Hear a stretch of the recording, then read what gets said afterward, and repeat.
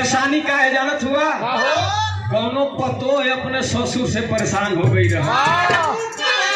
परेशान हो के पतोहिया कहे अपने मन में सोचे का कहे,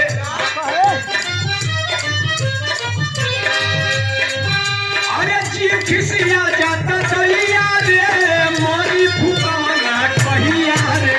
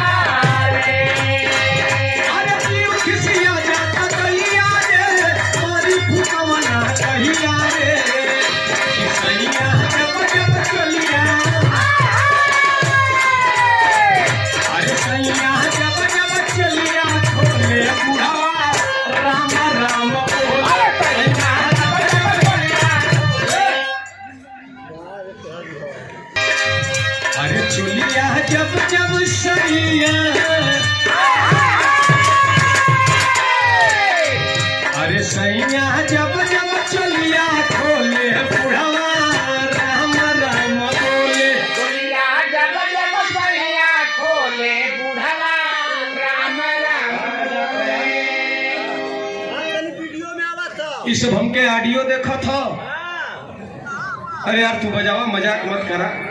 हमरे कल्लू भैया कहा 1 घंटा का समय है, नहीं बजावा बजावा। कि सैया जब जब न गईबा जा न बजीबा जा, तू लोग को मन ना, तू लोग काहे जबरदस्ती करत हुआ? देखा कैला जन परेशान। छपरा जिला में चल जाइबा 2 ठेला अंडा रही है। एगो करिया रही एगो गोर रही। क्या मजाक करल जन मर्दा? भगवान हमके गुहुआ रंग देले हुआ, तू लोग करिया बनावाला। तेरही हो बरही हो बियाह हो शादी हो, दोनों दुआरे पर पहुंच जाई हैं। एक गमछा ले ले रही हैं।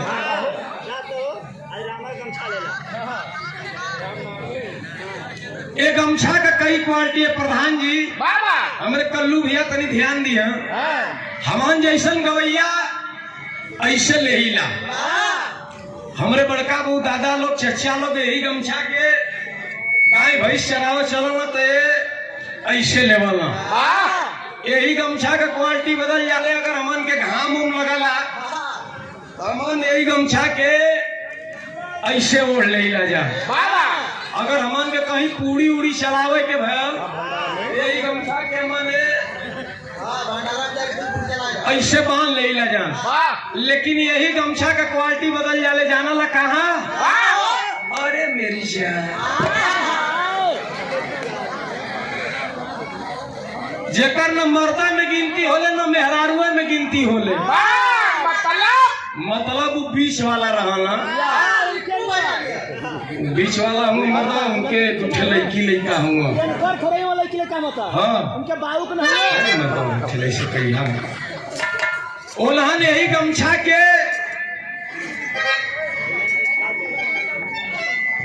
ओलहन के घाम उम लगला तो उन्होंने ऐसे लगा ले वाला। अरे मतलब तोरे समझ में नहीं आ रहा। सीटी रोका हो बाबू।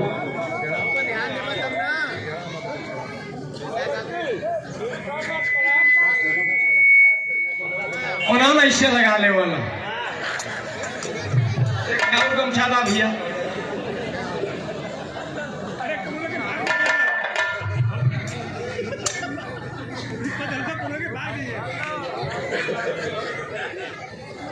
इधर कमर में खोस लिया। सीटी रोका हो। द्वारे पर पहुंचे, भंडारा हो चाहे बरही हो चाहे पिया हो, द्वारे पर पहुंचे कहिए काहे मालिक है। अरे मर्दवा, सीटी रोका बाबू।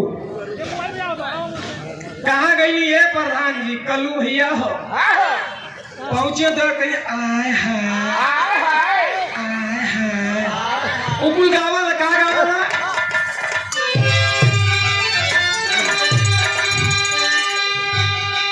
अरे गावना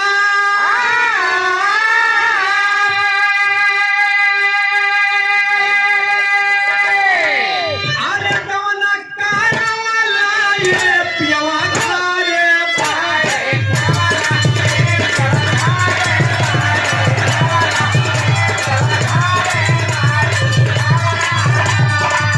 अरे राजा हो धारे भाई अरे राजा हो धारे भाई राजा हो धारे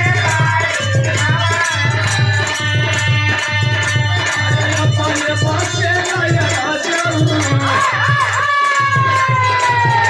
अपने पासे लाया राजा रबी बांग पे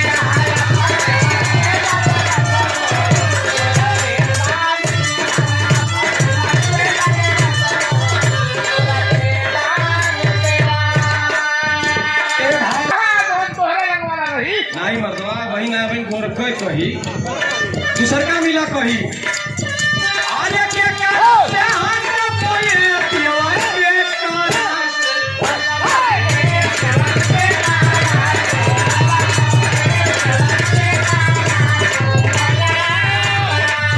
अरे रात के काला से बोला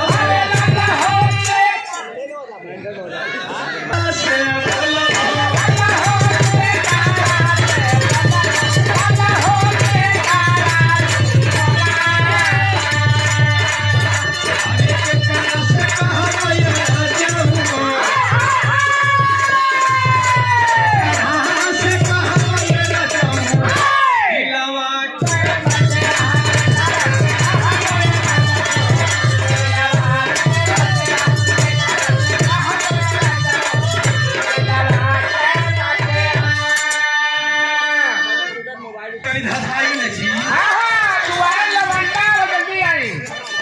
कल्लू भैया हो तनी धधाई न जी। अच्छा जौन हमारे रंग का रहना सो संवार का जम कल्लू भैया रहना जैसे आज हमार तोहार कलर मिलत हो जौन हमरे रंग का रहना सो जानला ऊ कैसे नाचल कैसे गावल का भैया अरे सासू जी से